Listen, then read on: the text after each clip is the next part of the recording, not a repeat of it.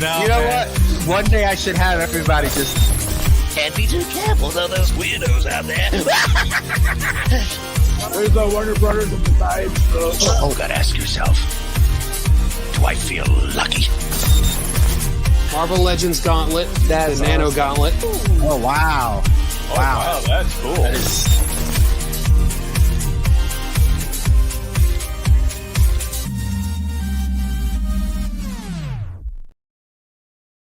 Let's go. What's up, everybody? And welcome to this special Thursday episode. I know we're usually on Fridays, but I had to accommodate our guests to get them on. And I'm super excited to have these two gentlemen on the show from the X-Men 97 cast that has been so good, right? Everybody's been talking about it. You guys know X-Men means a lot to me. We just had Cal Dodd and Guy Agostini on Sunspot and Wolverine. Great show. And now we're going to add to that because we have Beast and Gambit on the show. And I'm super pumped up. We're going to welcome back Beast, who's been on the show before. My daughter and I got to interview him. And for those who don't know, that is my daughter's favorite X-Men. It is Beast. Although Cal's giving you a good run for your money because she loves Cal. But as far as X-Men goes, Beast is her favorite. So super excited to have everybody here. Chats, as always, I know I usually go through the chats, but I want to try to get through the show. So I see you guys. I'll try to get the messages on the board. And if you guys have any questions, definitely put them in the chats and I'll try to get to them. Obviously, as you guys know, we're not allowed to talk about anything in the future as far as goes at X-Men goes. So if I do ignore your question, it's probably because I can't ask it. So not anything, bad, but like I said, just shoot away the questions and we'll see what we could do. But I'm super excited. Let's get to it. Let's get to our panel members. As always, hold on, let me do this because I didn't do this last time.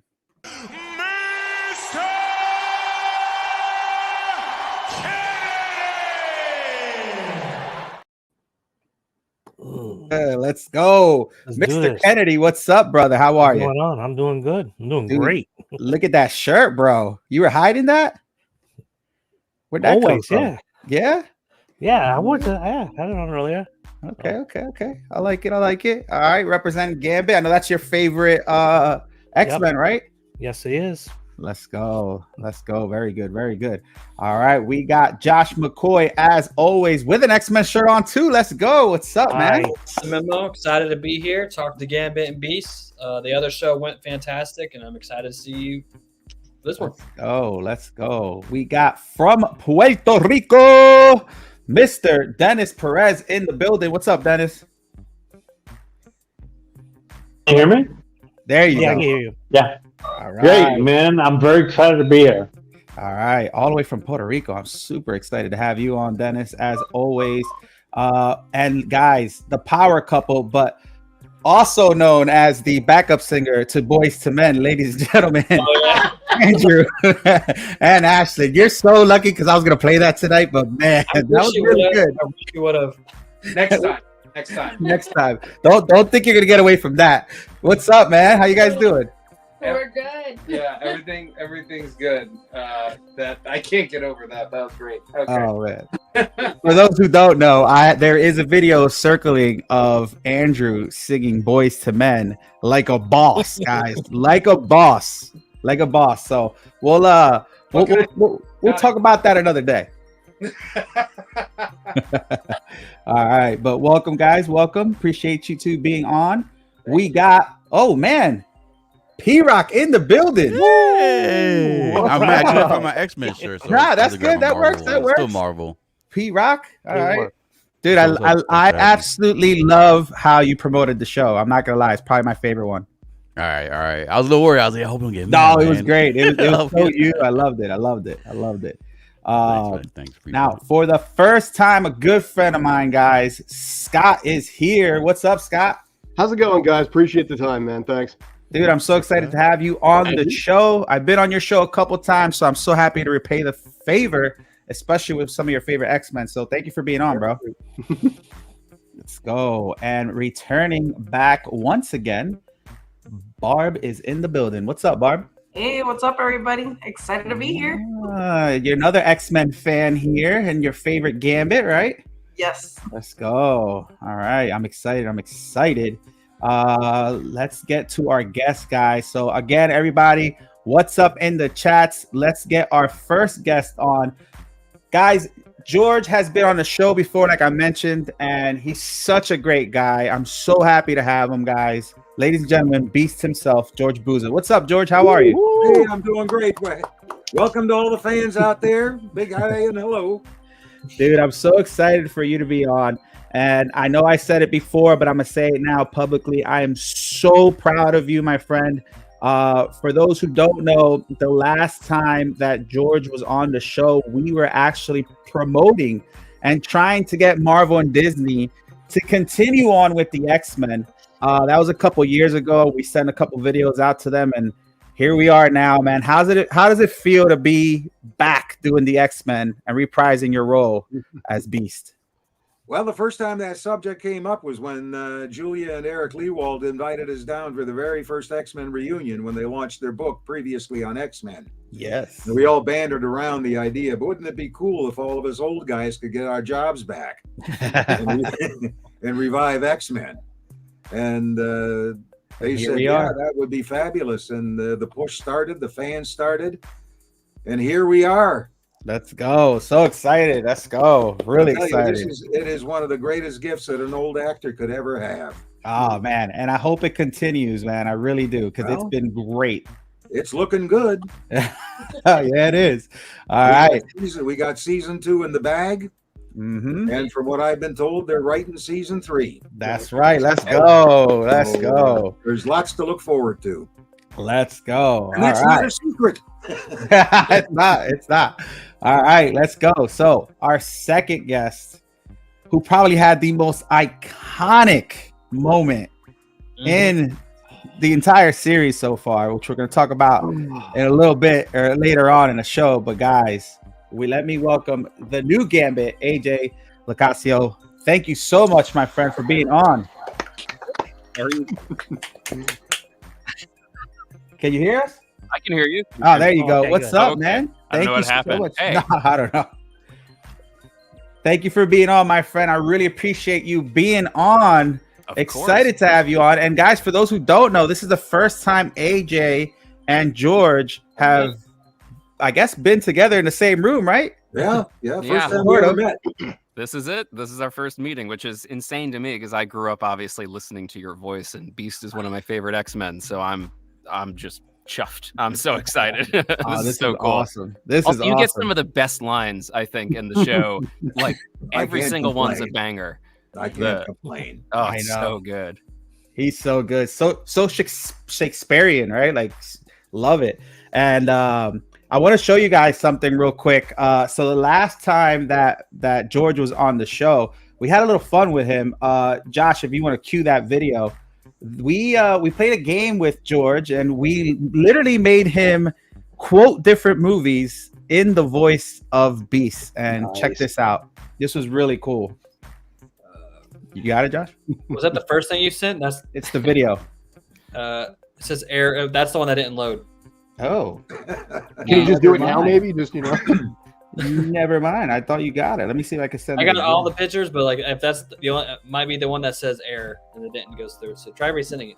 Let me see if I could send it again. If not, but I mean, you guys get the point. Where are you? Show without it.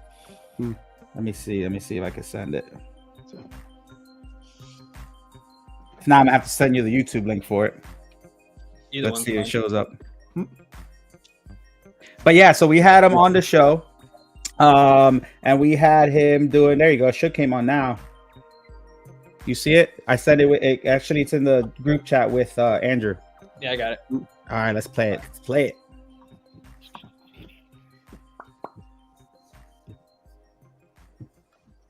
The quotes with Beast. You are. I don't know what you want. You are looking for ransom. I can tell you I don't have money. But what I do have are a very particular set of skills. Skills I have acquired over a very long career. Skills that make me a nightmare for people like you. If you let my daughter go now, that'll be the end of it. I will not look for you. I will not pursue you. But if you don't, I will look for you. I will find you, and I will kill you. That's Leon Nielsen. Movie quotes. There you go. That's Beast. awesome, guys. I don't- Oh, that was George doing his Leon Nielsen impersonation. It was so good. We had a bunch. You guys could check it out. But my first question is going to be with George. So I'm going to put you on the big screen. So George, like I said before, we're welcoming you back to the X-Men, reprising your role with Beast. Tell me how it feels, and did you think that this was going to happen? I mean, I know we were campaigning for it a while ago and everybody wanted it, but now we're here. How does it feel? Well, it feels great. And did I think it was going to happen? You know, I've been doing this for 54 years. And how many times have I heard, oh, we're going to use you in our next big project. And, oh, have I got a script for you? And so I kind of took it with a grain of salt when until it actually happened. It was something that it was pie in the sky. So, no, I didn't expect that it would happen, but I kind of hoped that it would. Well, listen, we're super happy that they did it, right? And the show's been so good. I mean, every single show has been so well written. The scripts are amazing. The fight scenes are amazing. The storyline, the animation, there's everything is just on point. And somebody said the other day, I forget what live I was watching, but I can't believe how great they tell something in a half hour compared to some movies that take about 2 hours and they can't get anything that good. And you guys are like bringing it all in a half hour show, and it's just been amazing. And you know, not only because I'm a fan, I'm saying that, but I haven't been on the edge of my seat in a while for anything like that. So every time I put on the show and watch it, it's just everything's been great. So really happy to have you back on. And AJ, what's up, man? Hey. I got a bone to pick with you, which we're going to talk about it later. But how does it feel? I know you're a fan of X-Men. Yes. I know growing up you loved X-Men. How did you know that you were auditioning for Gambit? Like, how did this all kind of come about? You taking the role of Gambit?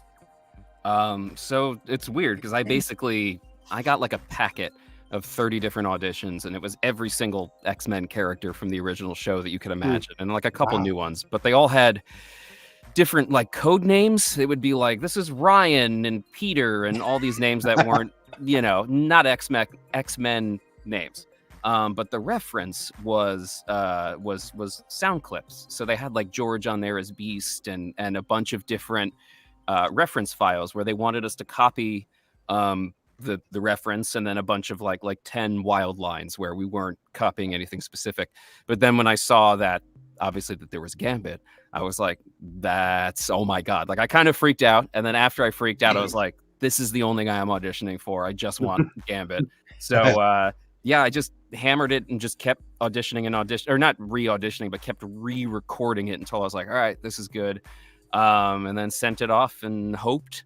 And then I very luckily got a call back. And when I did my callback, the crazy thing to me now is that the callback that I did where they recorded it, they basically did the first 2 episodes, is what's the first 2 episodes of the show. So like my audition was what was in the final record, other than little pickups here and there, which is really bizarre. So yeah, very, very surreal, weird process. Just the fact that they were bringing it back I was losing my mind. I was like, they're going to bring back the show. So yeah, this is all very unusual. I'm waiting for someone to like the police to show up and drag me away, because this just doesn't feel real. You know, it's very odd.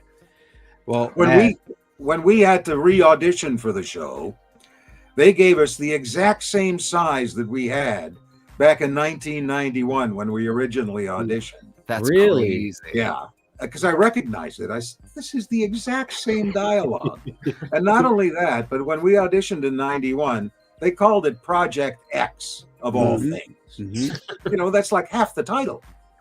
So, you've already given away 50% of the show. And I was an X-Men comic book reader since I was a kid. So I remember when X-Men #1 came out. So I'm looking at this dialogue from Project X, and I said, Project X, my ass. This is X-Men. You know, and my mind blew, and it's a holy mackerel. Here's another part of my childhood that I'm going to be able to revisit as an adult. Dude, that's amazing. So That's awesome. That is amazing. That is amazing.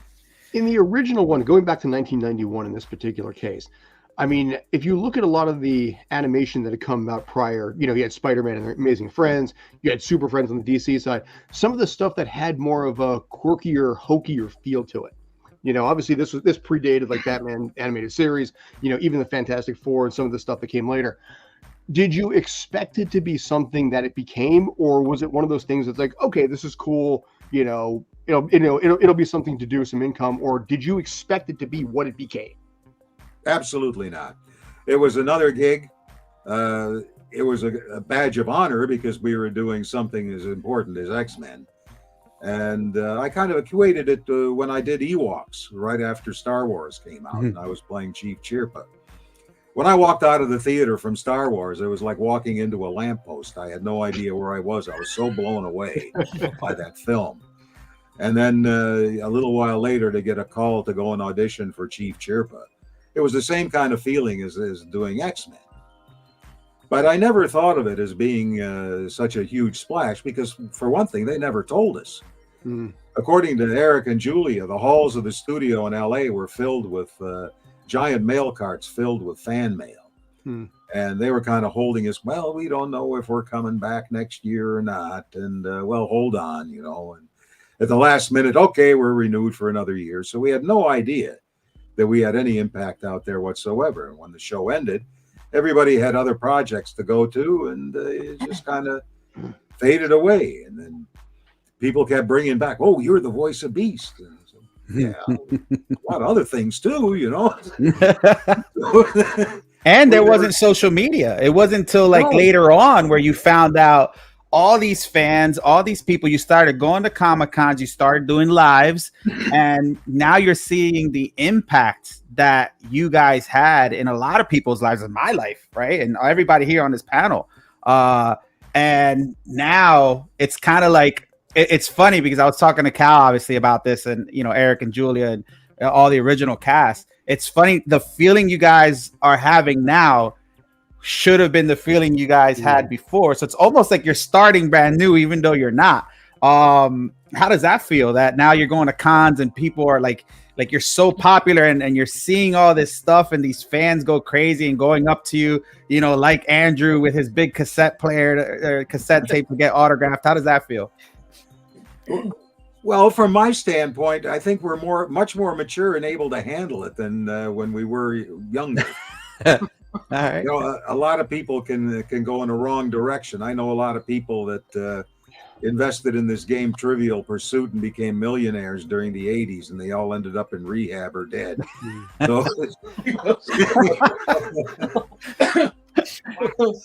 all right. Well, how about you, AJ? How does it feel going to cons now, being the voice of Gambit, people relating to you? How does that feel? It's weird. It's really, really weird. I mean, it's surreal because there's no word for it. I've been lucky to voice legacy characters, like I've voiced Gizmo and Marty McFly and Han Solo and Figment and some other characters that are characters I love that I grew up with. And so now Gambit, these aren't trivial characters. These are characters I'm obsessed with. So like Gambit especially, who I had dressed up as a kid and would throw cards and, you know, collected only Gambit stuff. And like, there's no part of your brain that can absorb it. And I think if I was able to, I'd go insane. So I just am just thankful and just have to, I'm one of the nerds. I mean, I grew up reading all this stuff and being obsessed with the original series. So, you know, it's surreal. I feel like when someone comes up to me and goes, I mean, I do say it, but when someone's like, I love Gambit, I'm like, yeah, me too. Like, it's really weird because this is something that, you know, it's part of my DNA or my identity. These are like Star Wars or any of that stuff or Indiana Jones. It's just what formed my brain. So yeah, I'll never get tired of getting Gambit stuff or X-Men things because it's an aesthetic and a place of happiness for me that I'm just obsessed with. So it's bizarre. What's most moving is when you encounter the people who tell you how much that show meant to them and how it actually saved their lives or brought them out of depression, or was their only sense of belonging in a world that ostracized them. And this is where you realize how much impact you had on people. And that's the most moving part of doing these Comic-Cons. Yeah, man, it's insane. I feel like I think everybody says this all the time. X-Men was ahead of its time, right? It was doing things that other cartoons weren't doing. It was kind of, riding that gray line, and it was so good. And now, like this new season, and everybody had hopes for a good, run at redoing, or continuing X-Men, but nobody was prepared to see how great it's been. And every episode has been a banger. It's been so good. And we're going to talk about some clips that I want to bring up in a little bit, but let's break the ice a little bit. Cause it was interesting to me that AJ and George haven't quite met or have been in the same room. We've never interacted on any level. Yeah, never interacted, right? It's crazy to me. And we kind of got a little bit of that with Guy and Cal. And I want to make a phone call real quick. And then I want to show some pictures because I have a proposal for Airbnb. So let me make this phone call real quick, guys. Let me just.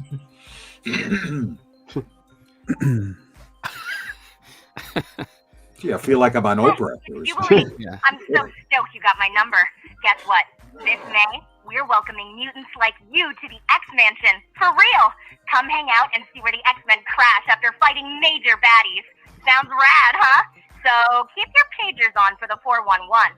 Got a jet. The world doesn't save itself, All right. So that was Jubilee.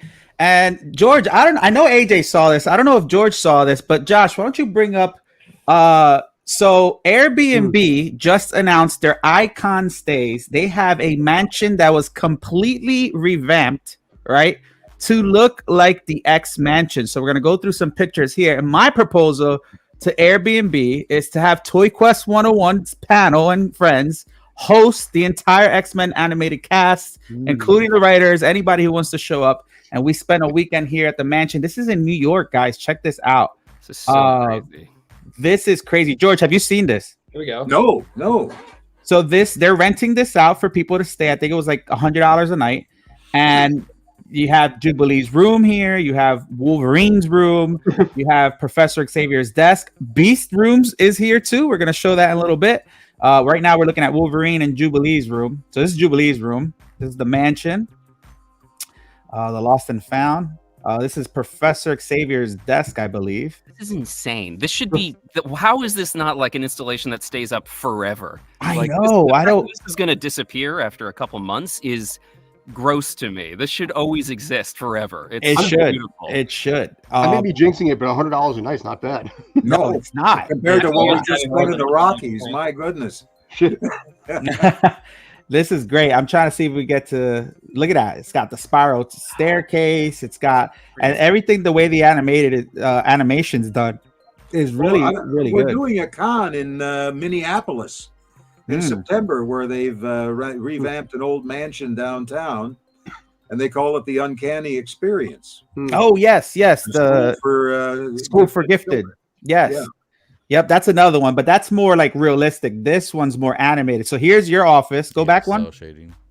Go back one. This is your laboratory, Beast. Check that out. So it has your laboratory is in with your bedroom as well. The pictures are not in order, so we're kind of skipping through, jumping around here. But as you can see, they did a really fantastic job doing this. They literally just announced this. I think it was yesterday, right? Right, Anthony? It was yesterday they announced this? Yeah, they announced it yesterday. It's got the danger room. So long. Yeah, this is Jubilee's room. I'm so jealous of all the people that have gotten it, because so they had some influencers go and get to stay here, which none of us knew about. This just happened. So I'm hoping someone at Disney invites us. That is the goal. My God. And you know what's funny? I was a little annoyed because some of the influencers, nothing against them, weren't really X-Men fans. They were just influencers. I know a bunch of influencers that are huge X-Men fans, and I don't know. I feel like I would have chosen my audience a little bit better when it came to that. But nonetheless, they still put out some great videos.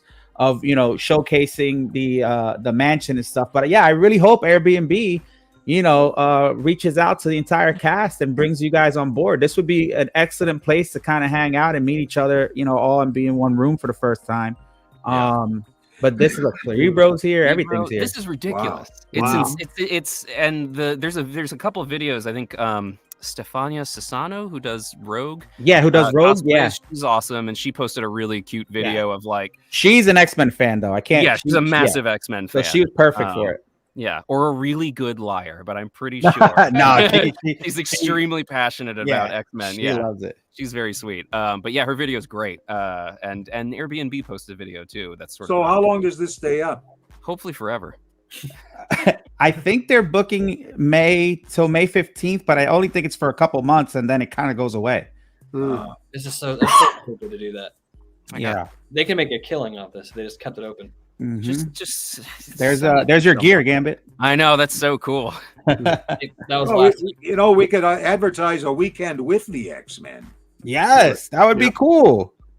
That would be cool. Bring in some fans and that's so cool. Fill the house, have a frat party. Beats is gonna be mixing the alcohol for us. Yeah, in the lab.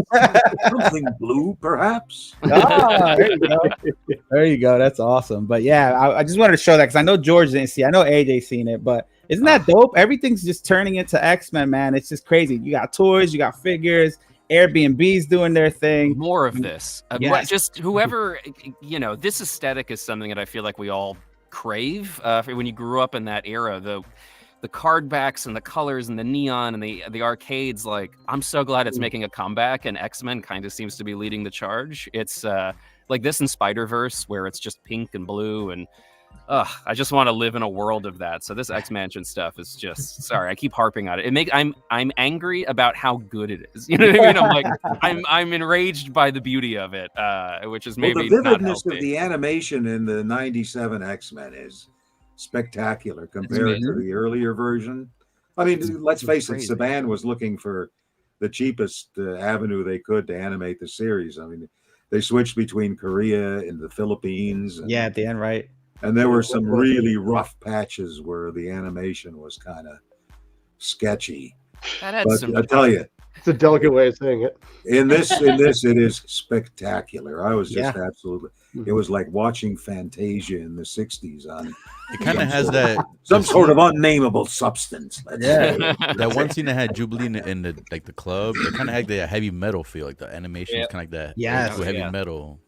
It's Studio Mirror who did Voltron and a bunch of other stuff. They're incredible. Everything they do is brilliant. And awesome. A lot of people are saying that it's 3D animation made to look 2D, but everyone I know that works on the show says it's all 2D hand animated, and it's mind blowing how precise they are. It's probably that good that they think it's 3D. Well, that's what I'm saying. I'm like, they do. I have some of their stuff from Voltron, and it's all drawn in pencil before they scan it in and do it. Like it's old school in the best way. This is cool. So speaking of animation, I want to start talking about certain scenes that happen in the animation that for me were awesome. And we're going to start with Beast. So Josh, why don't you pull up the last thing I sent you? I don't know whose idea. And this is how I lead these conversations, because whoever's idea was it to have Beast jump inside of a Sentinel, rip its guts apart, and start like fighting as the Sentinel was probably one of the coolest things ever. Check this out. So you got Beast right here, and he's ripping out the insides of the Sentinel door, and this whole fight scene was incredible. Wolverine, and Gambit tag team together, which we'll talk about in a little bit. But this part right here was really cool. He jumps into the Sentinel and, all of a sudden starts controlling the Sentinel and starts fighting the other Sentinels. And I thought that was really, really dope. Now, George, have you been watching the series as it's been coming out? Did you see this part? No, I've been a couple of episodes behind. Okay. I have to kind of stand in line for the TV in my house. Wait, so did I just spoil this for you? No, you didn't. I did see this. Okay. The point is that I'm not completely caught up. I live with all 5 of my grandchildren. And so I have to watch a lot of different things. And do they understand what you do? Do they think? Oh, absolutely. They go bragging to school, and they're all, "Oh, you're a liar. You're full of it." Oh, really? My grandpa is beast. Get out of here. Wait, do they take you to like show and tell? No. One of my granddaughters had to do that when she was an elementary student, and I gave her a whole little picture book of kind of like my resume and photos. And I never heard another thing about it. But Owen, who's my 13-year-old grandson, brags about it all the time and drags kids home. He said, "See, that's him." That's amazing. So here, we brought this up when Cal was on the show. Like, whose idea was it to have Gambit charge up Wolverine's claws and go through a Sentinel? This is probably one of the dopest scenes Jake's that I've seen. Yeah. Really? I think it was in Jake's pitch for the show before they hired him. I think this was part of his, at least that's what I was told. He's like, if this doesn't happen, it's a no, it's a deal breaker. Yeah, he went in and pitched this to them, and they were like, "This guy gets it." At least that's the story I was told. I don't know how accurate that is. We're gonna stick with it because that's a great story. When I saw this, I lost my mind because this, and it's funny, the Beast thing, I think got one of the biggest laughs when you go inside the Sentinel, and he says I think this is the beginning of a beautiful involuntary friendship. Relationship. It's such a funny line, and the audience at the El Capitan just lost their minds when that happened. And same with this. I mean, it's just God. This is what happens when you get fans who are just doing like, this is what I want to see. Like we all would talk about things on the playground or whatever. I'd be like, "Oh, wouldn't it be cool if this happened?" But now you have all those people making the show, so it's another level. Now, the amount of work that every time you get called back for a session, you think you're doing a new episode until you get there. They polish this thing until it shined like crazy. Yeah, we went back. This is why it was delayed too, is because they wanted it to be perfect when it came out. And it sure was. Speaking of fans, Anthony Kennedy is a huge fan, especially of Gambit. He immediately messaged me when he's like, "Did you see what Gambit just did to your boy Wolverine?" So Anthony, now that you're on the spotlight here with AJ, talk to us through how you felt about that particular scene when you saw it. Oh, that scene was mind-blowing. I mean, I was not expecting that. I usually, I've read books where Gambit and Wolverine teamed up, but never like that. So that surprised me. But AJ, I gotta ask, because when I first found out you were doing the voice of Gambit, like, I gotta admit, I had my reservations because I didn't know how it would come out. Did you feel any apprehension between how you were going to perform Gambit versus, say, how Chris did it back in the 90s? Yeah, of course. I mean, it's terrifying. To go ahead. Yeah. No, I was gonna say, like, did you like rework how the dialect, the tone, and everything, or is it just you were just like, this is my Gambit, and everyone? How many times were you in the mirror? Never in the mirror. I don't. Yeah. Well, so it was weird because basically in the very beginning they just wanted a seamless transition. They wanted what sounds like whatever you heard in the original cartoon is what they wanted now. And as far as my understanding goes, that's the general basis for all casting is, does it sound like the person from the original? And so in the case of Gambit, I was just doing my impression or my version of Chris Potter. And then, there were little things I would add here and there as after I got it, they sort of freed me up to like, all right, we're starting with Chris, and then we'll sort of allow you to push and pull and do your own thing. And it just happens kind of naturally. It's like breaking in boots or something where it's like, this is the shape. And then as you wear it, it sort of becomes its own thing. But yeah, I mean, it was also, I saw the comments when people announced when it was announced that Chris wasn't the voice, and people were really mad. So I was terrified that there'd be a mob at my door.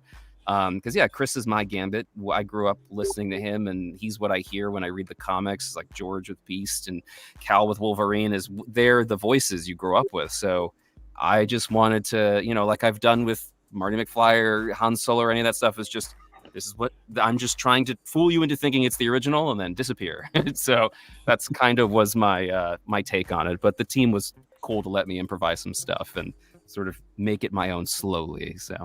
So when you saw, have you met Chris yet? We met very briefly at the premiere. I hadn't met him. We had taken a photo like 2 or 3 people over, but then as I was leaving, or as he was leaving this venue, I was walking up these giant stairs and he was up at the top of them. And I was like, "Are you Chris?" And he was like, "Yeah." And I was like, I'm new Gambit. And he was like, "Oh, nice." It felt like I was meeting a president. He has a very sort of presidential stance. I don't know. It was very weird. But yeah, we talked very briefly and he was very kind and complimentary and seemed really happy with Cable. It seemed like he's been enjoying what Cable offers. So he's doing a good job with Cable too. Yeah. Like he sounds very good. Yeah, he sounds great. So Yeah. I mean, I was terrified. I thought he would like, just sock me in the, in the kisser. He was so this is the guy who took my voice. Huh? I know. That's what I was like. Listen, I'm not responsible for the casting. I'm very thankful, but also I'm sorry. And yeah, it was. So I kind of. If you don't mind a question on that, which do you find was actually more nerve-wracking, Gambit or Marty? Because Marty was basically, if I understand correctly, it was more of a joke thing they used to do at parties that became what it is now. Yeah. I mean, was that more nerve-wracking or was this one? It's hard. They're all nerve-wracking. I was worried about Gizmo too, because now I'm looking over here. Marty was the first thing I'd ever done. And so it was sort of like I had no expectations of I didn't know what that process would be. And so I just didn't know what to think, but I did also, I didn't eat for like 2 weeks before I recorded the first thing because I was so like nervous and sick to my stomach. But once I sent the voicemail and I heard that like Christopher Lloyd had heard it and Bob Gale and the whole Telltale team, and they all were like, "Holy crap." That was like, okay, all right, you guys like this. This is cool. So, and they released it slowly as opposed to, I think I was more nervous about Gambit just because we sat on it for like 3 years where it was like we recorded stuff and then we'd go back and then it was such a long process that I've just been waiting and knowing that no one was waiting for the Back to the Future game in the way they were waiting for this. This is has a legacy in a way that's just different from a random video game, which is great. But this I was like, if I upset X-Men fans, I'm toast. So this was very, very, very nerve-wracking. And you've been watching the show as it's been going on too, right? So are you glued to your phone to get reactions, or are you like kind of like, oh my god, I don't want to look? Somewhere in the middle. Yeah, because it's nice to sort of see the reactions. I was dreading. Whoa, what was that? I was dreading gunfire. It sounded. Someone hit the dirt. It's those fans coming. That was me. I'm sorry, I knocked out my gimbal. Oh, okay. As long as it wasn't a statue. No, yeah. What was the question? Oh, am I glued to my episode 5 was the one I was worried about. Yeah. I won't spoil it for anyone, but that was the thing that I was like, all right. And we all kind of agreed. I was asked to do something like the night, I think it's Scum and Villainy, like, hey, do you want to? And I was like, no, I do not want to be around people. I do not want to be there. So I will look sort of sheepishly at stuff and I try to respond if it's a kind comment, which it mostly is, but it's overwhelming. I mean, I've never had my DMs or my whatever's just be endless. It's just nonstop. I can't take it in. So even like podcast requests, I'm sure George, you get this all the time where I'm like, I can't keep track of this. George doesn't have social media. George is probably the hardest guy to get a hold of. You're living a great life. It's terrible. I'm living back in the 60s. Sounds lovely. It's just constant noise. It's like having a bunch of kids bang pots and pans in your head all day, all the time. So I know all my kids are on it, and I don't even know how to really do a lot of this stuff. That's great. It's not. I have to get them in here. So how do you work this thing? Because I'm going to take a hammer to it. Hey George, please. Cal's probably going to see this, but you did a way better job jumping on here than Cal did. We had to get him. We had to download it for him on the computer. We had to get him Chrome on the computer. It was a lot. Yeah, I know. Cal is even deeper into the past than I am. I love Cal, but speaking of episode 5, because you just brought it up, I got a question for AJ. Yes. I think we can all agree that the Genosha episode is probably the best episode in the series so far. And obviously you have one of the most iconic scenes in the show, and the animation was just absolutely beautiful. But coming from somebody who's a massive Gambit fan who was so excited to get this role, were you happy or sad when you read that in the script? What happens to your character in the show? Now wait, before you answer, let's can we play it? Let's play it. Let's play it. Hold on. Cue the tears. Why do people keep making me relive this? Yeah. Where's the body? It's a cause that might be in my favor. It hurts every time. Every time. Yes.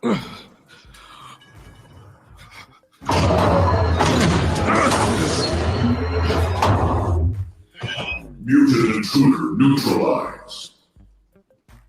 The name's Gambit, mon ami.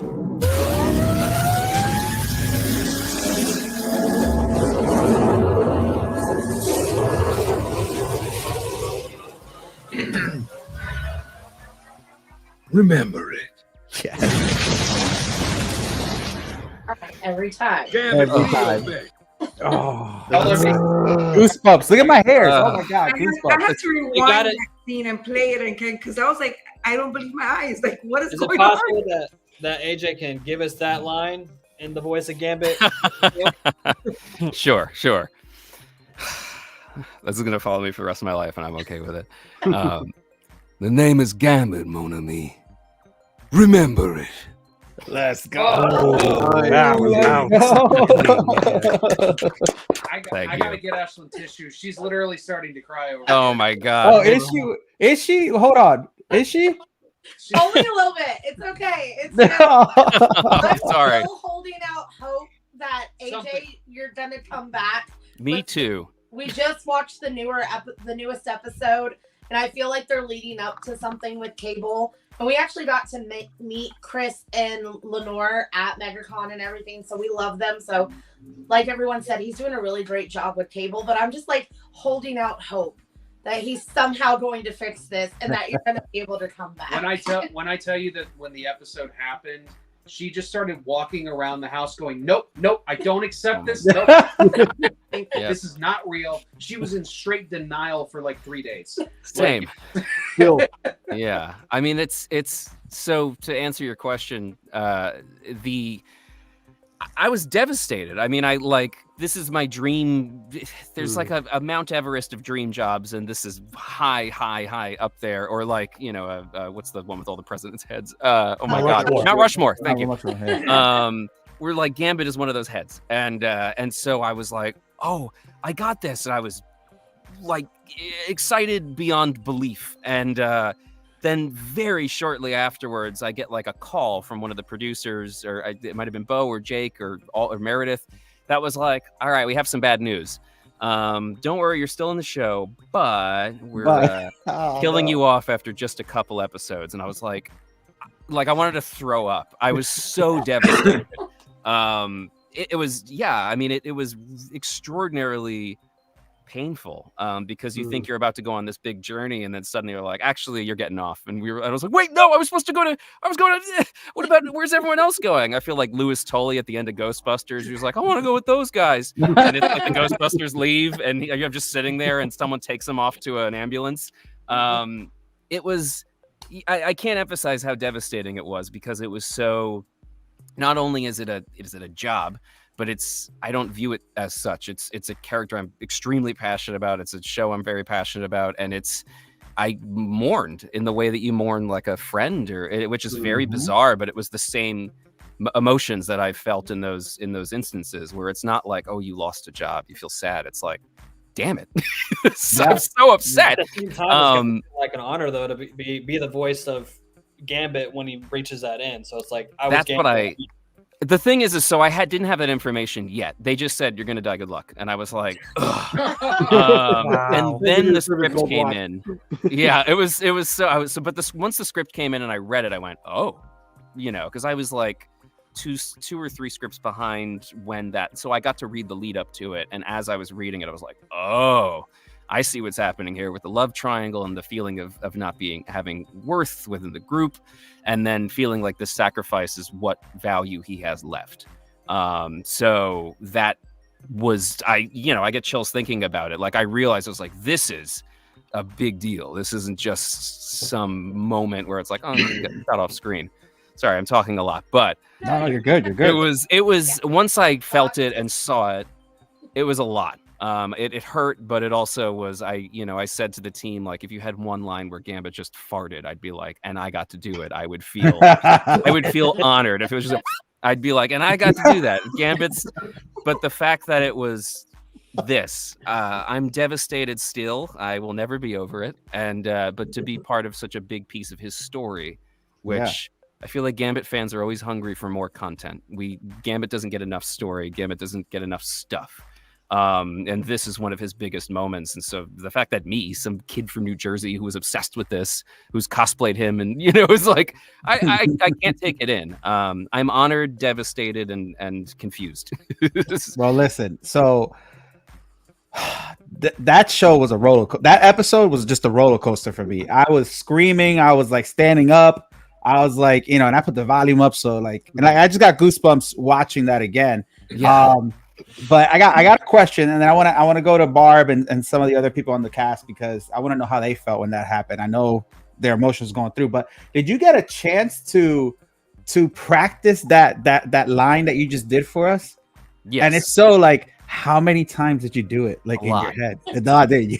Well, so because it's so burned into my head from Chris, the way he delivers it in the original shows. The name is Gambit. Remember, it's kind of just it's a thing that he says mid-fight. It's not. It doesn't have weight to it. So then suddenly for this to be his final line, I was like, oh, I have to recontextualize this in a whole other way that I haven't heard. There's no pattern for what this sounds like. I mean, it's the I am Iron Man or whatever, it's that moment. And we did it over and over and over again. And at the time, it's just a script. There wasn't any animatic as far as I'm aware. So we were just trying different stuff. We did one where he screams it, which I was like, I remember saying, me and Meredith being like, I don't like that at all. Like, it didn't feel right. And then once we landed on the sort of soft, that moment where he's accepting it, and he's got a little grin, I was like, that felt right. Yes. Now, you didn't see the animation in front of you, right? No, God, no. Oh, it fits so perfect. Oh my God. We did go back once it was fully animated. I did get to see it. And so all the little like, that's all stuff I'm doing in the studio watching it. Gotcha. It did hurt. When I saw it, I was like, oh, I hate this. Well, listen, you nailed it, because the smirk, the pause, and then the way you ended it was just like, it was so good. Like I was like going through so many emotions, but Barb is a huge Gambit fan. Barb, I'm gonna put you on the big screen. She cried on our last episode. Please don't make me cry. Barb is a huge Barb and her husband are huge X-Men fans. And she's a huge fan of Gambit. So Barb, talk to me about how you felt when you seen this iconic scene of Gambit. So we were actually right here on this couch watching it. My husband, he works in construction, so he kind of fell asleep. He dozed off, and I'm there watching this scene unfold, and I was like, oh my God, like I want to say something, and I can't because he's sleeping. And then I'm like freaking out, and I rewinded that, and I said, oh my God, that didn't just happen. He actually wakes up. I guess he noticed I was a little bit restless or something, and he wakes up. I rewind back to the point where he, kind of dozed off, and he's there watching it, and he's just frozen looking at the TV, and he's like, what the? And he was just, like, speechless. Like, it was crazy. It was crazy. It was just, I don't know. It was so emotional, But I'm hoping that it does come back. He does come back. He is my favorite character. Well, him and Rogue have always been my favorite character. I say, Rogue and Gambit, those are couple goals, Those are my favorite. But yeah, Gambit has always been my favorite character since I was little that I watched the X-Men. I never read comics, but I did grow up watching, the animated series. My husband grew up reading the comics and watching the series. So when we actually met, we were like about 15, 16 years old. We realized we both had that one thing in common, and now we collect X-Men stuff. So that's amazing. Awesome. That's amazing. So cool. P-Rock, you still there? I think he just stepped out. Did he step out? Dennis, what about you, man? How have you felt about the series so far? The series is crazy. I mean, it's the best. I mean, I'm not supposed to say this, but you guys are carrying Marvel. I mean, you are. That's the best series I've seen in a long time. Yeah. And I got a question for you guys. Since there's we collect statues, other people collect figures. Do you guys collect anything of your characters? I mean, right now there's like a Rogue and Gambit statue count from Sideshow. Do you guys have something from them? Oh wait, George, hold on. Go ahead. It's a whole cabinet full of stuff there. Nice. Wow. There you go. Nice. All right. That's amazing. That is amazing. I totally collect. I've been collecting Gambit stuff since I was a kid. I do have one. Oh, I guess I have two Gambits in here. I've been collecting all the '97 stuff. I don't have the legends and stuff, and they're in my IKEA. My Detolf is where the bulk of my Gambit stuff is. Like I have is it Sideshow? I have one of the big articulated ones that my girlfriend got me before I got the show, and just the little animated statues that came out from. Oh God, I think it's a Japanese company that did like the posed ones. Kotobukiya? Yeah. The Kotobukiya ones. I have the whole line there. Some of my favorites, yeah. And I have the big Sideshow, the one sculpted by Fan Plastic 4. That's Oh wait, you talking about the Mondo one? The Mondo one, sorry, the Mondo one. No, it's sorry, okay. Mondo. I've just got and all the comics. I have the first issue, and all that stuff. You have X-Men #1? No, God, no. Sorry, the Gambit, the 266 Gambit. Did you? Oh my God! You said did? Is that past tense? Yes. What happened Who to knew back in 1963? Yeah, George, you would have been a millionaire right now, George. Yeah. My whole comic book collection and baseball card collection ended up somewhere in the garbage. So, well, that's why they're worth so much now. This is one of those things that I don't even want to think about. Gotcha. Here's a question from Sean. Sean's actually a part of our panel as well, but he couldn't make it on tonight. Mr. Buza, what has been your favorite? What does that say? Esoteric vocabulary word. Beast has used in the show thus far. Well, as far as the show thus far, I cannot remember, but there is one quote that I use at cons when I'm signing, and this is the quote: "Your anger at the inexorable alienation of late 20th century life is sadly misdirected." And then he lays waste. A quote like that before he goes into battle is one of the more iconic things that Beast does. That's awesome. That is awesome. Yeah, I mean, there's so many quotes that Beast has done that are just fantastic. Well, my favorite my name is Mr. McCoy, madam, not Blue Boy. Boy's a great name. It's a great name. Yeah, that's Josh's last name, McCoy. All right, let's see. Any other questions? I know some of you guys in the panel. Scott, go ahead, shoot away. Yeah, this is more for AJ in this case. Obviously, growing up in Jersey, those of us who have the jersey tied in, if you noticed in the first couple minutes of the episode, there was a crazy Eddie nod in the back, right in the very beginning, that only people in Jersey and New York would recognize. I don't know if you caught that or not. I don't know how many people actually. Here's the funny thing: it showed up and it caught me, immediately on this, because it's one of those things that's so esoteric that outside of like the tri-state area, especially in the 80s and 90s, no one would be able to get that reference. I think New Rockstars pointed that out in one of their breakdown so videos. Smart and so quick. There's so much stuff hidden in the show. That's what's smart about it. It's not over the top though. It's not over the top. It's just there, just sprinkled in occasionally. And I think that's what makes it work so well. Sorry, go ahead. No, I was just saying the thing that kills me is Jean Grey's the little Cyclops doll that she had in the original series, and like the fact that they, again, I think it's New Rockstars who does those video breakdowns where it's like they've got the like Gambit's cards. One of the the spade was upside down in the original, so they replicated that in the opening of the new one. Like the detail. This is what happens when you give like passionate artists and nerds so much time and space to make these things. Is you get really weird. In the 90s series, Beast came out of court one day wearing a Howard the Duck t-shirt. I think so. That episode.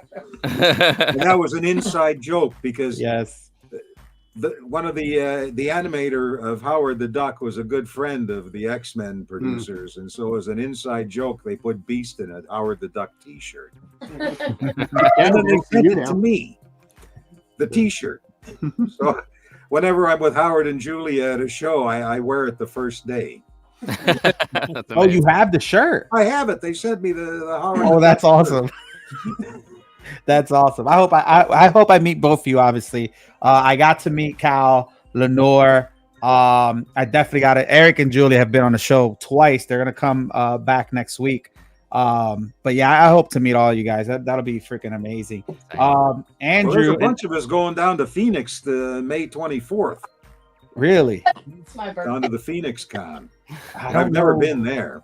No, I'm in. I hope you guys come to. Nobody's coming to Philly because Philly's tomorrow, but New York Comic Con is coming up. I'm hoping you guys get a call to show up at New York. We're Comic-Con. doing a bunch of us are going to Brooklyn. Yeah. And we're doing Buffalo and Cincinnati. Jeez, they got us going everywhere. I'm gonna have to figure that out for sure. AJ, you going to that one? To the Brooklyn one? No, I'm still getting used to this. There's so much going on, and I know with you guys, you travel a lot. But we're all old people now, you know. This is what old people do. They go places. I feel like every time I turn around, Lenore's in a different spot. Well, like that's she Lenore. travels more than anything. That's Lenore, though. Yeah. I think she's invested in a teleporter because she's. I like see her on Instagram, and it's like I don't think the human body can travel that quickly. No, it's not good for you either. I can tell you. Yeah, but I'm slowly working my way towards cons. I was also sort of wondering how episode 5 was going to be received and whether I needed to hide or not.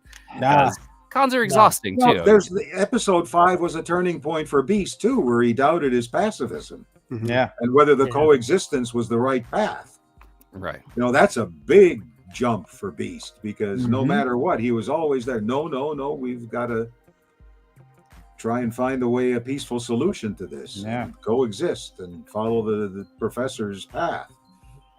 And that's the thing. There's so many different ways that this animation could go too. Like, it's very hard to kind of predict what's going to happen next because they are throwing so many different things. Like, one of my favorite things recently was the Rogue and Captain America meetup, and one of my favorite storylines is the Avengers versus the X-Men. So when she took that shield and chucked it kind of hinted at that, and we don't know if that's going to happen. You know, there's so many different things that they could go into. You know, we saw General Ross, which is Incredible Hulk. Like, there's so many different things. I'm so excited. What were you gonna say? And they've introduced time travel. Yes, that makes everything possible. Yes. So is somebody dead? Is somebody not dead? Is this an X-Men death or what? You know, you don't know what is going to happen at all. Yeah. I like that philosophy. Too. I'm all about that. Yeah, we don't know what's going to happen. Yeah, you we get have no idea. Script and you go, "Holy mackerel! Is that we're there?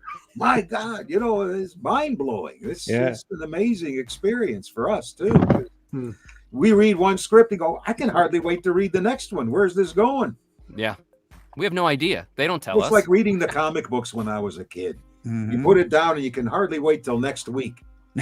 You know, except it takes longer. Listen, I'm excited, and no matter, I have complete faith in everything that they're doing. So, really excited for that. Andrew and Ashton, do you guys have a question or anything? Yeah, I do have a question, but real quick, I just want to give Ashlyn a chance. Like, I mean, you are just like the big Gambit and Rogue fan. A huge Rogue fan. Andrew actually pulled out a comic that we got signed at MegaCon by Lenore and Chris. And hopefully we can get on there, AJ, one of these days. 3's a crowd, though. Yeah, but I'm glad. I'm trying to get the whole cast. That kind of smells of trouble there. 2 Gambits. Yeah. As far as questions go, I did you both mentioned that you collect comics, you read comics, things like that. I did kind of ask this to Cal, but he's like, nah, I don't like being spoiled. I don't like being, I don't like to know about things. He's like, I'll just read the script when it comes. As far as comic books go, if there's things that you can't address, I understand. But is there a particular storyline for either of you that you read in the comics that you really hope they do as an adaptation with the X-Men 97 crew that they haven't already done? Because obviously they've touched on a lot of different things, and even going into this season, they're touching on things from throughout the comics history. Anything in particular you guys hope to see? I can't remember back to the times when I read comic books because I'm senile, but it's so long ago. I stopped reading comics right around the time I discovered girls and motorcycles and things like that. So all that nerd stuff went by after I sat on my first bike. And that was the rest of my life was on two wheels. And I just gave that up. So now there's time for more How about comics. you, AJ? Well, I'm not nearly that cool. I never stopped reading comics. But so the question was, what do we want to see in the future? If there's one thing this show has shown me is that I don't know nearly as much about X-Men as I think I do. Like the Madeline Pryor stuff was something that I was completely I was not aware of. I recently read the Krakoa X of Swords stuff, which is phenomenal, and I'm trying to think of what else I've read. X-Men is such a disjointed universe for me because I've picked it up in bits and pieces from like, oh, here's a show, here's a movie, here's comics. So I'm trying to I love Sinister. I love anything with Sinister, or I love Apocalypse. I love trying to think of like what villains, like any of that stuff. As a fan, I get excited when I thinking about, oh, okay, this person's like undefeatable. So I'm excited for whatever villains, and especially people I don't know, because there's villains I have no idea, about, and so I don't know. I really have no idea. This is all new to me now too, because I'm not really around. So this is all a surprise. I'm excited to see whatever happens and just enjoy it as a fan. Dude, I love the cameos. Love the cameos. Oh, they're great. Yeah. The comic books seem to also have gone to a different turn than the animated series. Oh, for sure. Like Beast turned into a villain at some point in the comic books. Yes. Dark Beast. Dark Beast. I don't want to be a villain. I love Mystique. I always want more Mystique. She's one of my favorites. There's too many things to choose from, and there's so many characters. Yeah. Considering you guys are in the Disney family now, and you guys are huge Marvel fans, is there something like in the live action that you guys would be like want to do? Like if they offered you, like, is there like a live action role that you guys would be into? Like that, it don't have to be an X-Men, it can be any Marvel character. Just something. Well, I already did. I was the trucker in the first X-Men movie. Yes, he was. He got his cameo in there. I got my cameo in on the number one. Still get those residuals. Cool. Well, we got a general call for the incidental roles in the movie, and the stunt coordinator was a friend of mine, and he turned to Brian Singer. He says, "That's the voice of Beast there."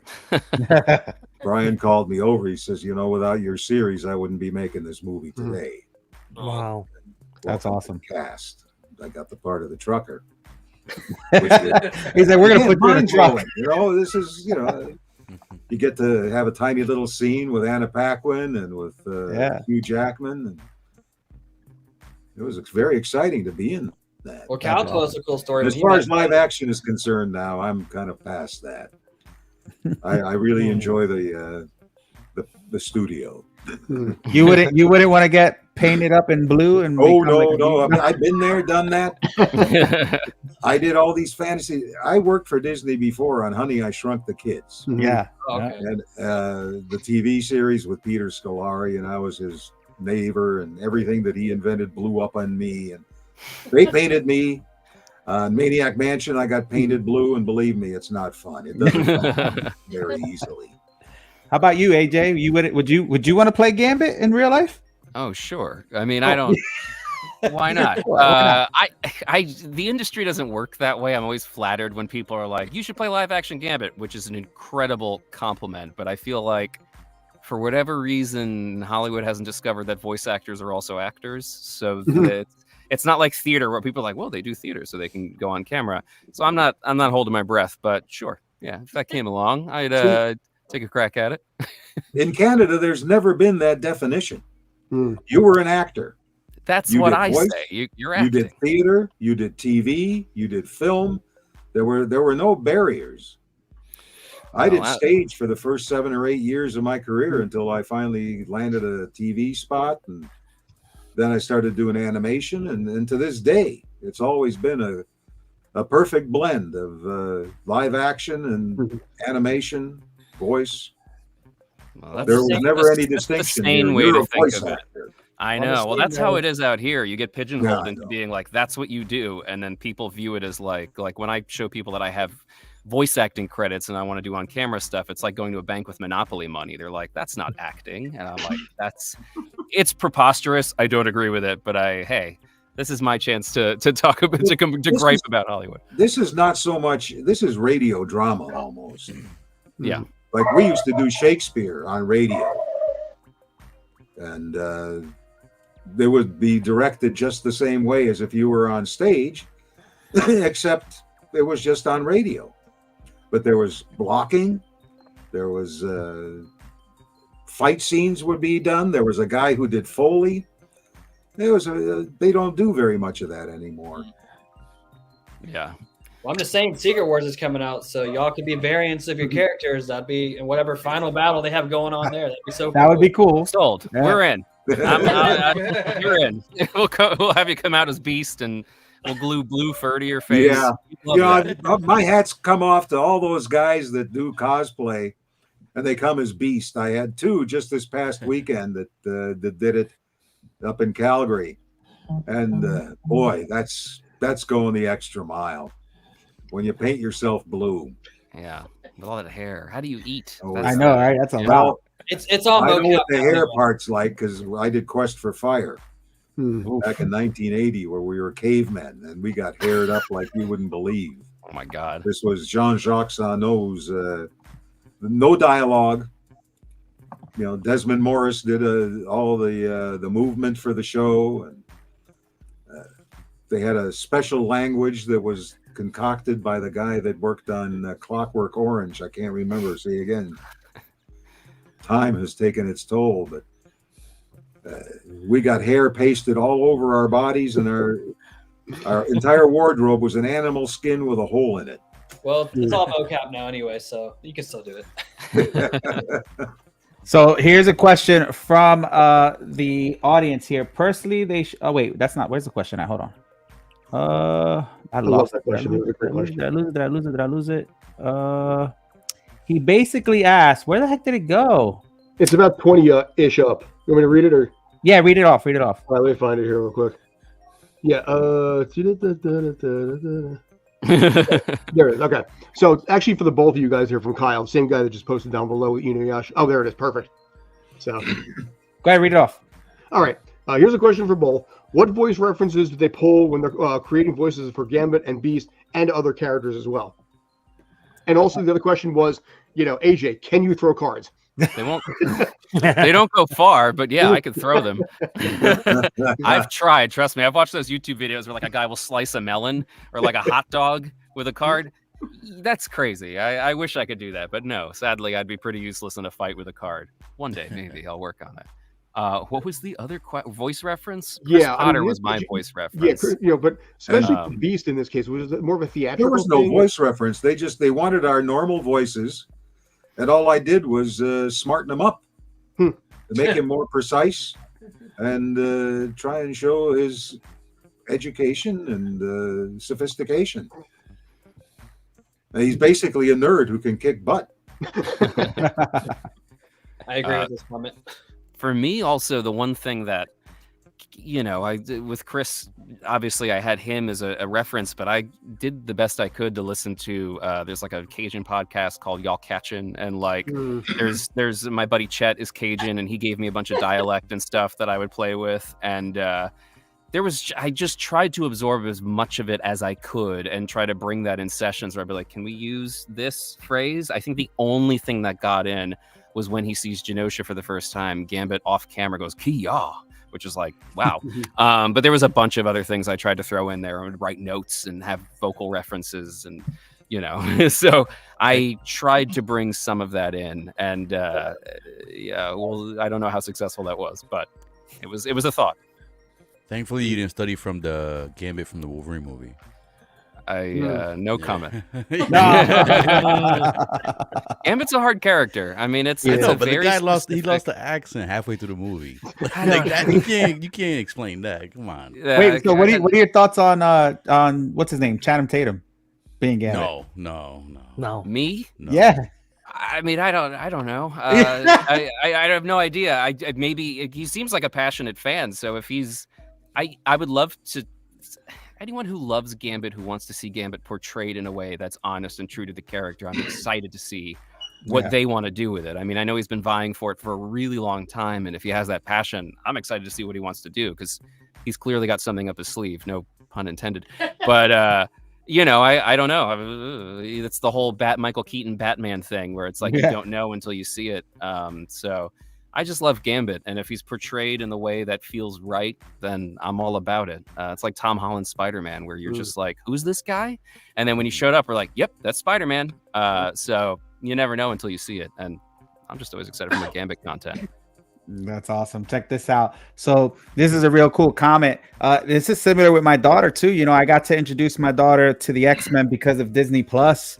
You know, and showed her the animated show that I watched growing up, and then she helped me interview these guys, and now we're watching the new series together. So it's crazy how X-Men has brought together generations, right?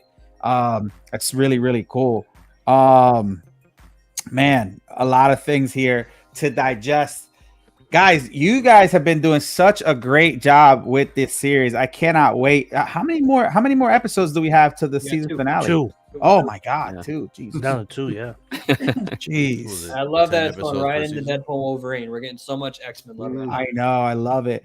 P-Rock, I know you're a big Gambit fan as well. What questions? I know you got some questions brewing back there. All the questions were kind of taken, man. Sorry. I don't like. The only I know I agree. Gambit does need or one thing that this cartoon kind of got me nervous about was when you see the first couple episodes. You see, this is why I like the X-Men. They're my favorite team in Marvel because they're actually a team.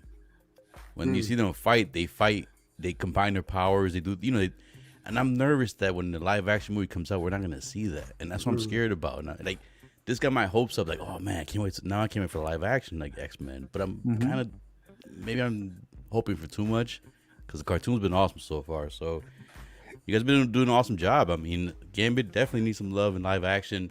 Another couple, in my opinion, if you're an old school X-Men fan, to me, they're the original couples before Gambit and Rogue is Dazzler and Longshot. They need some love. That was a cool couple from back in the days. And there's never been anything. You just want Taylor Swift. No, I don't want. That's what I was about to say. That's what I was about to say. There's rumors Taylor Swift. I'm hoping it's not true. I hope it's Taylor Swift. She's gonna kill it. No, but she would kill it, bro. I have more faith in Channing Tatum than I will having Taylor Swift. No, I have a feeling Taylor Swift. I have to agree with P-Rock on that one. No. Channing Tatum's like AJ said, he's a diehard fan. He's been fighting for that for years, and apparently he had the role, and then it got scrapped, and now. Taylor's like, Dazzler? Who's that? Oh, she's a singer? Okay, I could do that. Live action casting's weird because it's like, it's high school where it's the popularity contest of all right, who's the most obvious person? How big is social media? Yeah, it's very These rarely. days, how many followers you got is almost half of the audition. As a fan, I don't like that. Yeah, that's what's great about. I mean, and to some degree, this is obviously not always the case with voice acting or theater. There's drama within theater, but like typically it's like who fits the role best. And with a lot of live action, there's so many powerful, rich people that are at play. You never know what it is that puts someone in that role. So it tends to be who's the most popular. Back when I was an apprentice, my mentor told me that they pretty well know the minute you walk through the door that you're the guy, and they're just hoping you can act. So 50% of it is what you look like, how they perceive you, because even if you can act, and they don't see that, I don't like his look. You could go and give a virtuoso performance, and they're still looking at their phones or making notes, and you're just kind of sucking wind. Well, It's also, I mean, the not to harp on this too, but like the people behind the thing, if they don't have a real passion and understanding for the project, which unfortunately in some cases you go to something where you realize they don't understand this. That happens, and so the casting will reflect that. And it happened to me recently with something where I was like, oh my God, nobody here knows knows anything about this. Like, I kind of don't want to be part of this. Not something I'm working on, so I'm safe.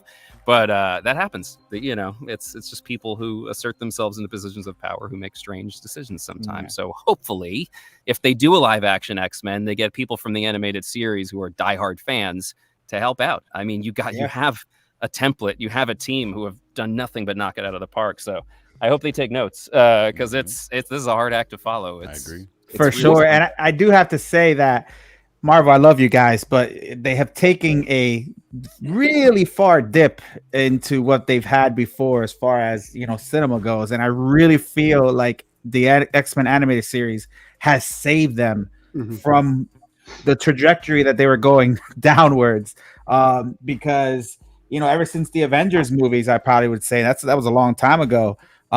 We haven't really seen a lot as fans that we could appreciate that they've done in the past. And now with the animated series, I think the animated series has saved them, to be honest with you.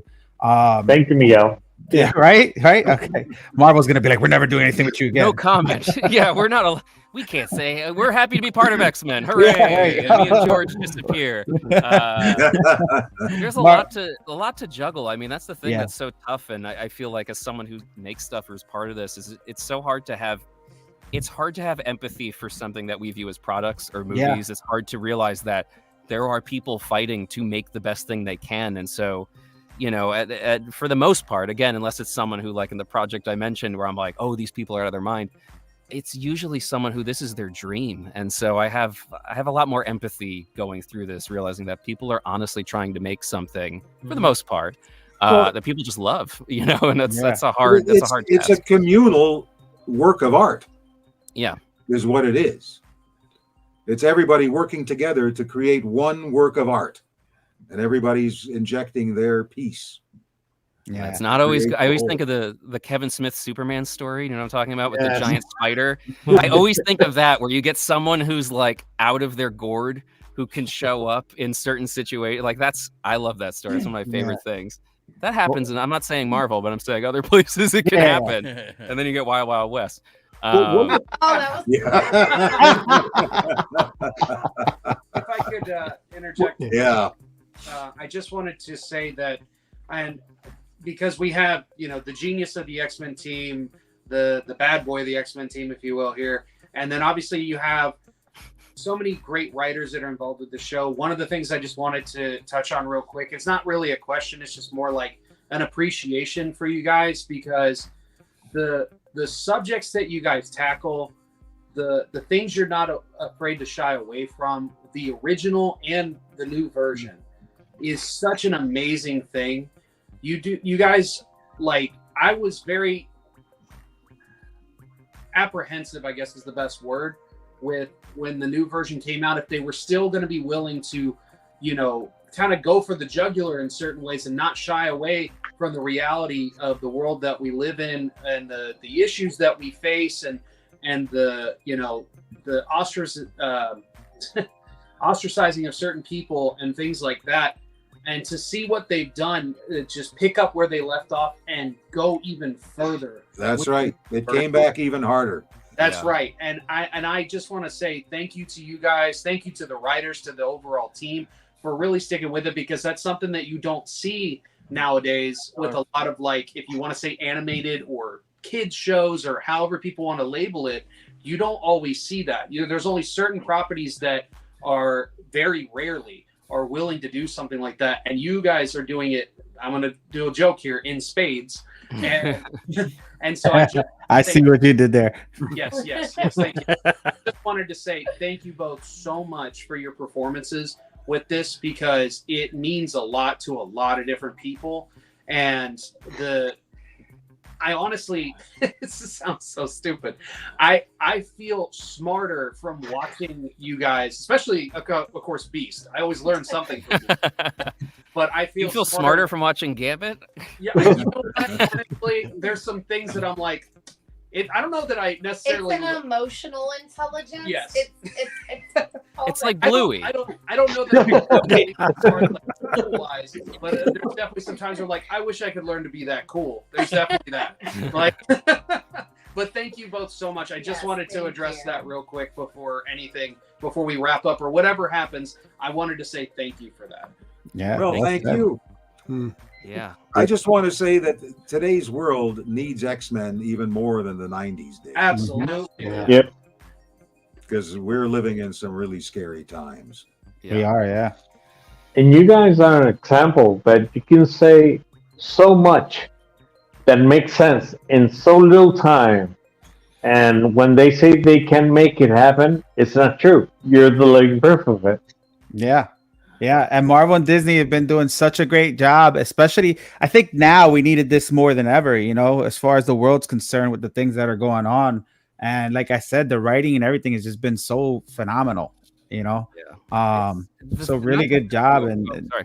No, go ahead. I don't want to piggyback off of whatever. The thing that gets me about this more than anything is how brave it is. I don't know if Kevin Feige woke up one day and was like, "I'm feeling brave. Let's do this," because it's such an incredible. It's the thing that nerds joke about or talk about, like, "Oh, wouldn't it be cool if they did this?" And I don't know who's responsible. I don't know if I'll ever know, but like, you know, obviously with Bo DeMeo and Jake and all those people, they took such a brave swing and they let them do the thing. You know, all great art is created by people who are, you know, obviously passionate when you kind of leave them alone.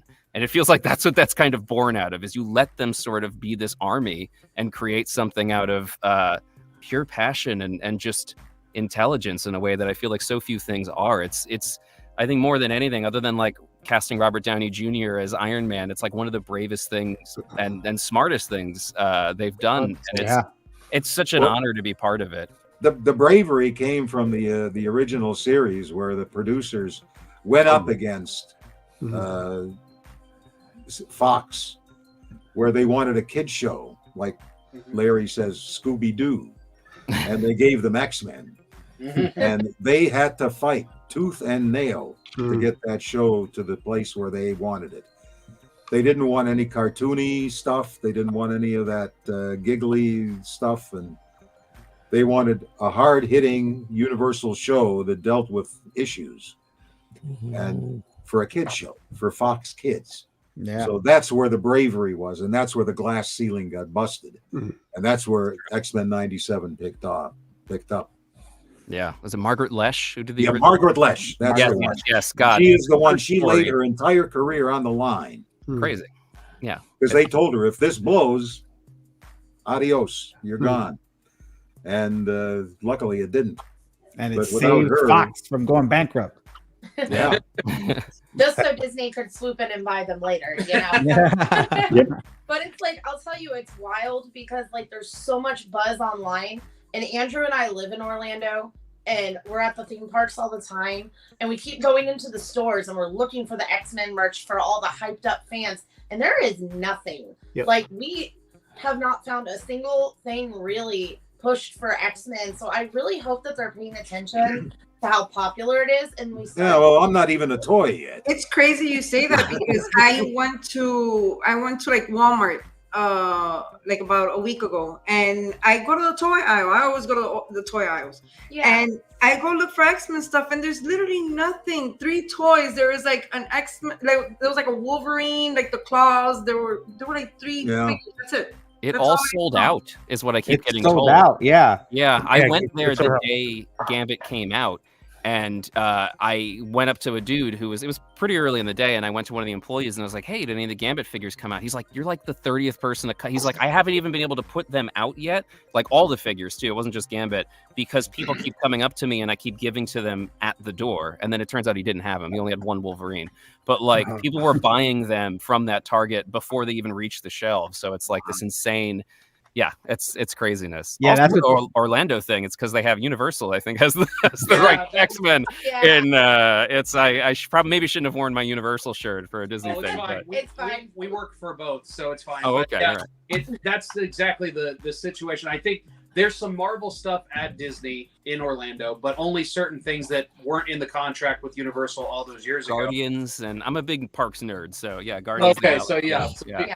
We could talk then, but yeah, so like, but they're not even doing it online though with like the Shop Disney stuff or the Disney store. I have this sneaking suspicion that obviously they pushed a lot of stuff with other retailers, but I don't know if they knew that it was going to hit so much that even people like everyday people, if you want to say it like that go to the theme parks and take their families, would be clamoring for it. And now I think they have to play catch up in that regard. So I'm hoping by the time we get to season 2, we'll get a flood of stuff as far as within the parks and stuff like that. So I want characters. I want a big Beast character walking around Disneyland and like Gambit, and that'd be so cool. That's the dream, is to like, that's a character that we voice, you know, like.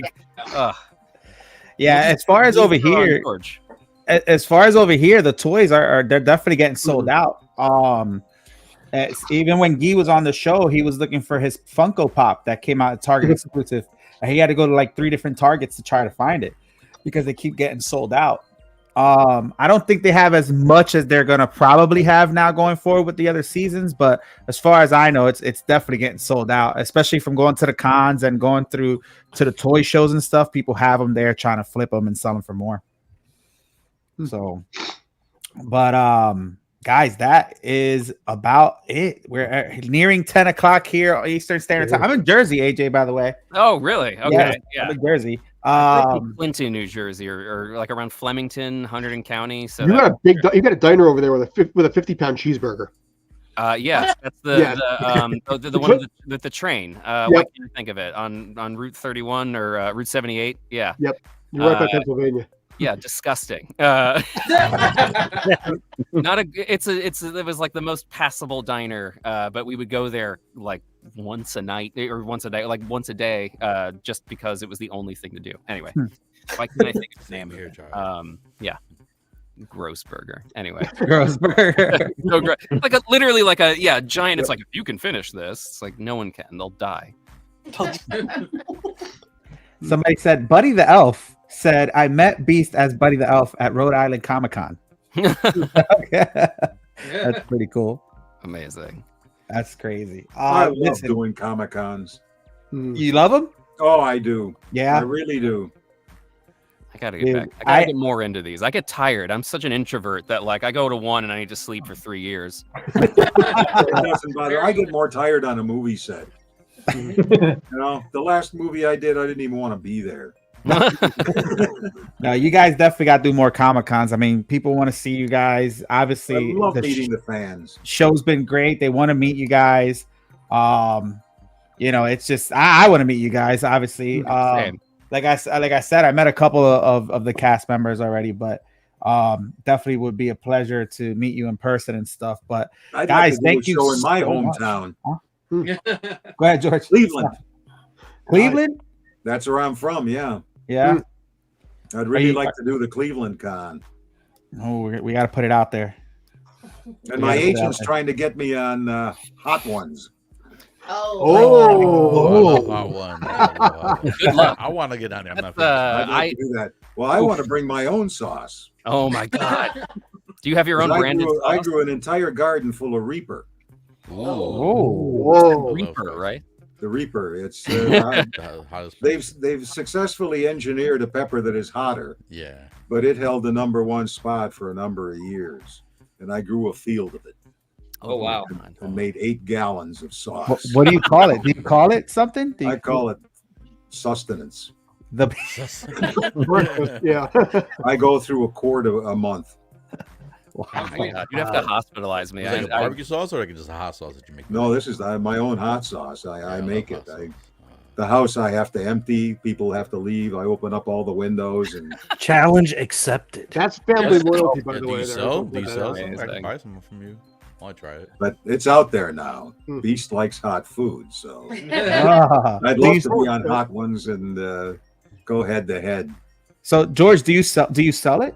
No, I eat No? it. What if people want to buy some of this? Well, I don't make it anymore because my garden got turned into a playground for all my grandchildren.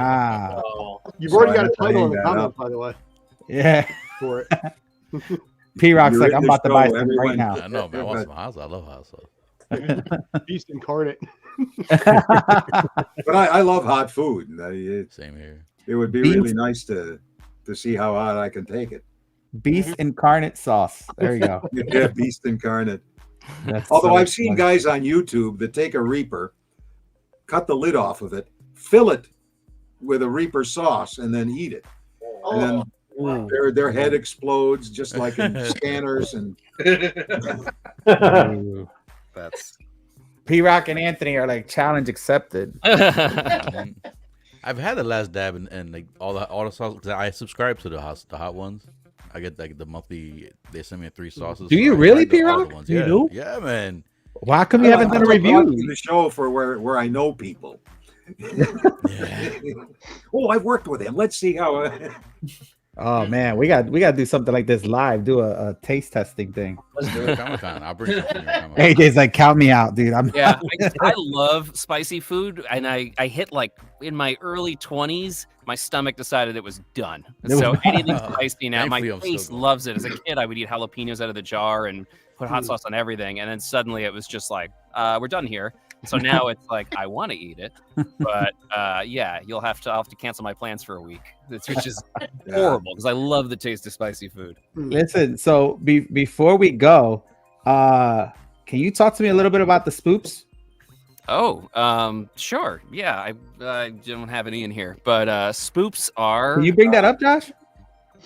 I don't know if we could bring it up for a little bit. My here other you go. Instagram. Yeah. So spoops are these little figurines I make that are my idea of what the spirits of Halloween would look like. They're just something I did for fun because there's an artist I really love named Pumpkin Rot who was making these giant, gorgeous monstrosities in his yard, and I was just like, God, I wish I could make something like big Halloween decorations. I love Halloween, and so I started sculpting these little tiny things for my desk. And this is like 6 years ago. And when I was working on the show Voltron, someone picked it up and saw it on my Instagram and was like, where do I buy these? So that it kind of got shared around on Tumblr and then kind of became its own thing. So now this is one of my other secret things. It's not a secret anymore. You're on ToyQuest101. I know. Well, there's like my normal Instagram, and then there's Spoops, which is like this other thing that I do. I just love Halloween so much, and I sculpt these little guys out of clay and then cast them and paint them, and it's a full-time job. Well, my fiance is obsessed with Halloween, so I guarantee you she'll buy all these if I show it to her. So do these come out? Are these available, or do they come out like in bunches? Yeah, they come out in so basically I do a pre-order, and then I have however many months I need to make them, because I tried doing it where it was like, all right, here's 100 or 200, and they sell out in seconds and people would be mad at me. And I was like, okay, which is a great problem to have, but it was like I'd get angry DMs and stuff. So basically I open up a small window like once or twice a year where I go, hey, they're available. These are the ones that are available. This is going to take months for me to make. You'll get them whenever, but I keep them updated on here. Like the candy corn ghosts were just finished. So those will be going out or getting set aside to go out soon. But yeah, I release them in batches. Thank you. And sounds like a good venue for some X-Men miniatures.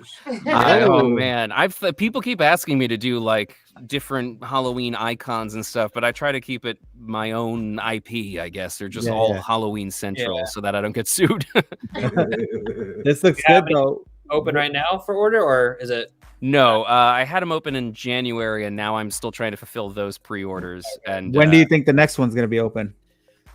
I want to say this summer, but it also depends on how hard I get hit with conventions and Comic-Con stuff. Because then it's like, because I'm just doing these all myself, and painting and casting hundreds of these is a real chore. But in a good way. I find it very therapeutic. But I would usually say, let me know when so I could help you market it. But sorry, it's a slow. I mean, it's just me, so it's very slow. But I really appreciate it. Yeah, if people subscribe to or just follow the Spoops on Instagram, they could see when I release them. Probably, there's a possibility I might not do another drop until closer to Halloween. Because it's a lot of work. These things are cool, man. But yeah, Thank you so definitely much. follow that on Instagram. Follow AJ on Instagram. What else do you have? Facebook. Don't follow me. Don't friend me on Facebook. You're not really on Facebook that much. It's really Instagram and X, Sometimes right? Twitter, but that's a nightmare. Yeah. So Instagram's where it's at. Yeah, that's where I post pictures of my dogs and George, well, you gotta have a carrier pigeon to send him. Catch him live. Yeah. You can find me in the ozone. But guys, listen, I really appreciate you both coming on. Congratulations again on an iconic series and more to come with you guys. I wish you the best of luck. I wish to meet you guys in person. I know some of the panel members already got to meet you guys, but yeah, man, I really appreciate you guys being on. And is there anything else you want to say before you go, AJ? Anything you want to plug in or anything like that? Oh, watch X-Men. Watch X-Men. All right. Yeah. It'd be nice if we could keep in touch. Me and you, AJ. Yeah. Yes, absolutely. I would love that. How do we do that? Do I have to send? I got you. I'll okay. send you his information, AJ. I'm such a big fan. I know I haven't said it enough because I don't want to freak you out, but your performance as Beast is one of my favorite things in the history of acting. So yeah, I'm a huge fan. I would love to. That'd be great. You know, I love keeping in touch with all the people. I'm still in touch with people I worked with 50 years ago. Amazing. Wow. Well, I would be honored. Expect pictures of my chihuahuas. I have a chihuahua in the house as well. Oh my goodness. Oh my God, best friend. Beautiful the sweetest little demons. I love them to death. That's awesome. Yeah, AJ, I'll send you his information when we get off, so that way you guys can keep in touch. But guys, thank you so much. Josh, thank you so much. Anything you got to say before you leave, bud? No, this is just an honor. I appreciate you guys coming on. I hope to meet you guys at a MegaCon Orlando. AJ, you got to come out to a con, man. I know you're like me. You're an introvert, but we want to see you, bro. So come out. I'm lining them up so slowly. I would love to go to. I'm a big Disney World fan, so I'll go out to Orlando just so I can go to Islands of Adventure and yeah. Oh, we could probably make that happen. Look, I already saw Andrew and Ashley. Hold on. I already saw them looking at each other. Got the hookup. Yeah, we could at Islands of Adventure or yes. Yeah, we could. Yeah. So we work at Universal and Disney. So if you're ever coming through, hit us up and we can probably make it happen. For sure will be. I'll be there with my little fanny pack and a little visor and a crop top. My daughter and granddaughter are in Orlando right now. Oh, nice. At a cheer competition. Oh my God! Yeah. Yeah. We've been seeing them running around and that's in Disney. World's cheer competition or something. Yeah, it's the World Cheer Competition. Yeah. And they Andrew, what did you want to show him? Oh yeah, I was just gonna say, all I ask for whatever tickets you want, and Disney, don't sue me for saying this. Just a little signature on this. Oh, of course. There you That's go. my phone case. I don't have it in with me, but that image is my phone, my iPhone case. Oh, that's nice. The Night of the Sentinels VHS cover, because it just makes me so happy. Nice.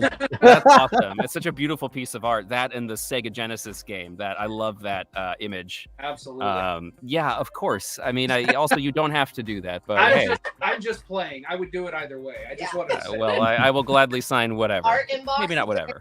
We'll make it happen. We'll make it happen for George, sure. We gotta see you at a con. We gotta get a McCoy picture. All right. Yeah, there you go, George. Double McCoys. I don't know where I'm going from one week to the next, but I have to write things down now. So. Oh man, Anthony, thank you so much for being on, brother. Any last words? No, it was great being on the show, George. Your voice is the only voice I hear when reading the books. Yeah. And AJ, you're doing a phenomenal job with Gambit. Thank you. So thank you so much. Oh, and I did enjoy Prince Lotor. Oh yeah, Prince Lotor. Netflix He doesn't show get was enough great. credit for what he's done for the galaxy. I miss him. I miss that character a lot. Dennis, thank you so much from Puerto Rico joining us. Yep. Any last words, my friend? It's been great being here, being with the panel, being with you guys. I mean, X-Men for life. Hey, nice. Yeah. Thank you. Barb, how about you? I just want to say thank you for all the amazing episodes that we've gotten so far. It's been awesome. We just binge watched this week the last 2 episodes, and they were amazing. So again, thank you guys. Like it's an awesome ride. That's awesome. P-Rock, how about you, bud? Thanks for having me. Thanks for AJ and George for taking time out of their busy life to spend time with us and meeting us. And that's it. Let's go. How about you, Scott? Thank you for joining us, Scott. Appreciate you, bro. Thank you. It's my privilege. And to the both of you guys, thank you. I mean, pretty much everyone else has already said it, but the show not only matches the feel of the original series, and possibly even the member berries, you want to call it that, but also adds to it a new level of uniqueness that I don't think a lot of fans, even myself included, were expecting to it. You know, and it came out with a series that is both a sequel, but something very much entirely its own. And that gives a lot of hope and a lot of excitement for season 2, 3, 38, 39, however many seasons you guys are willing to go with. You know, it gives us a lot of excitement for the future for what you guys are bringing to the table. So thank you. Thank you. It's weird to be thanked for this so much stuff. for having us on. Yeah. I'd pay to be here. Oh, So No. Andrew, Ashton, any last words? Besides the fact that I'm just going to say, please nobody else contact me for tickets. He's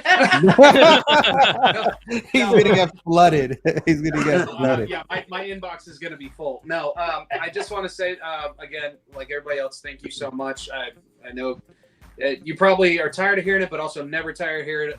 But regardless, I have to do a selfish plug. Please check out my channel at Retroactive POD. We actually review the X-Men episodes like a couple at a time as they come out. We'll of course be covering the finale as things progress, and I'm already chomping at the bit for season 2. So thank you so much. Hell yeah! And my wife, I want to give her a chance to say something. No, my selfish plug is just bring back Gambit. Like that's all. Yeah, me too. That's my selfish plug. I think it's everybody's right now. All I want is to see, hopefully, wherever that comes about, if they're able to reverse whatever's going on, and Gambit and Rogue get to reprise their roles and get to be together again. So that's my selfish plug. But thank you so much. It was so good getting to be on the show with you guys and everything like that. George, good to see you again. And then AJ, it was a pleasure to meet you. So I'm super excited. It was awesome. Yeah, the hashtag started. How has that not happened? Like, bring back Gambit. I didn't try to instigate anything. I but think I'm like, you started something. Having Professor I did, yeah. X back. Yeah, we could start that. We could revive start that. Gambit. Yeah, I'll be waiting over here in the corner for my phone to ring and be like, being killed off, I tell you, is a real bad thing. I did one of the very first movies I did. I died before the credits.